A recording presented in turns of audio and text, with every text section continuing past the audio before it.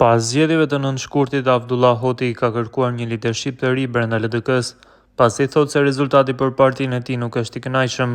Ai ka listuar disa arsye pse LDK-s i duhet një udhëheqje e re: personalizimi i fushatës zgjedhore, përbërja e listës, renditja e kandidatëve në listë, paraqitja dhe favorizimi medial i një liste të ngushtë të kandidatëve të LDK-s, si dhe çështje të tjera para dhe gjatë fushatës, kanë dëmtuar kohezionin e brendshëm partijak. Me gjithë përpjekjet e të gjithë neve për t'i tejkaluar ato pakënaqësi, votimi disproporcional në diasporë ka rënduar dhe cënuar më tutje atmosferën kolegiale dhe bashkëpunuese brenda LDK-s, ka shkruar Hoti në Facebook. Prandaj, thot Hoti, për të kthyer besimin e anëtarësisë dhe elektoratit të gjerë, LDK-ja ka nevojë për lidership të ri.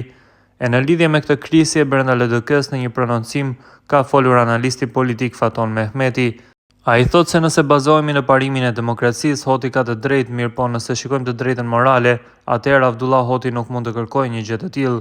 Në parim, zoti Hoti ka të drejtë duke u bazuar në parimin e demokracisë, se kush humbet largohet, dhe deri këtu është krejtësisht e lishme dhe e drejtë kërkesa e tij. Mirë po, a ka të drejtë morale zoti Hoti të kërkojë një gjë të tillë? Përgjigjja është jo, pasi është pikërisht zoti Hoti një njeriu që bashkë me Isën dhe disa të tjerë ka degraduar partinë kaq poshtë, u shpreh analisti. Mëtej, Mehmeti thot që Abdi Xhiku duhet të shpallë zgjedhjet e brendshme në parti. Andaj është normale dhe e pritshme që zoti Abdi Xhiku nuk është përgjigjur, por Lumiri duhet të shpallë zgjedhjet e brendshme në parti, të jap dorëheqje dhe t'i futet garës për të marrë sërish drejtimin e partisë, thot analisti. Në fund, Mehmeti paralajmëron përçarje edhe në PDK, nëse ish-krerët dënohen në Hag. Edhe në PDK do të ketë përçarje nëse ish-krerët e saj dënohen në Hag, pasi Memli është kryetari përkohshëm. Atëherë pritet të ketë përçarje dhe ndasi të mëdha.